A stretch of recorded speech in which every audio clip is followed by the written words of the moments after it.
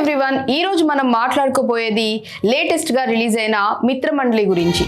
మీ position నాకు clear అర్థమైందిరా. ఆ పిల్ల మీ ఇద్దరు ఎవరు పడ్డా గానీ ప్రేమ గుడ్డిదని నమ్ముతారా?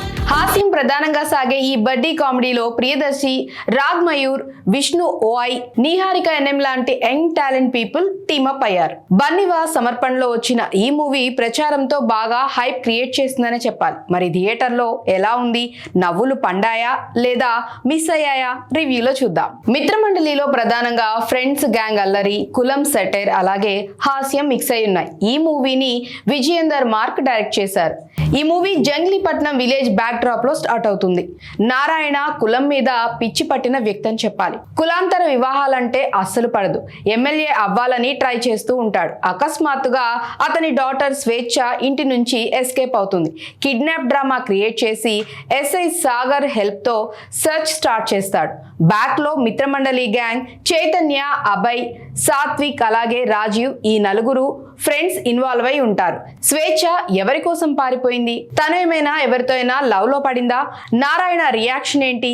ఇలాంటి ఇంట్రెస్టింగ్ అంశాలతో చేజింగ్స్, ట్విస్ట్లు అన్ని మూవీలో చాలా బాగా ఉన్నాయని చెప్పాలి.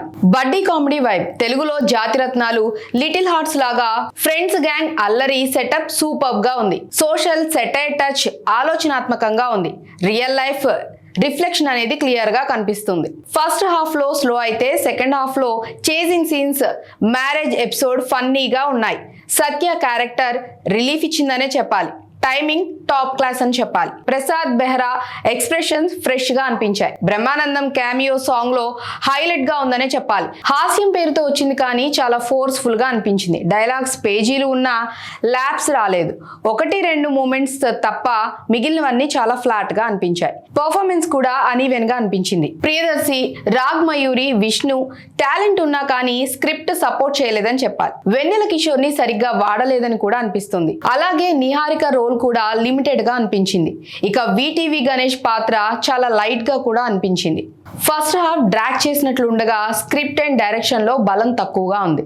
సెటైర్ ఐడియా గుడ్ కానీ ఎగ్జిక్యూషన్ చాలా వీక్ గా ఉంది. ఫైనల్ గా మిత్రమండలి నవ్వించడానికి బానే ఉన్నా ఫుల్ ఎంటర్టైన్మెంట్ గా లేదు. థియేటర్ లో ఒకసారి చూడొచ్చు ఫర్ లైట్ ఫన్.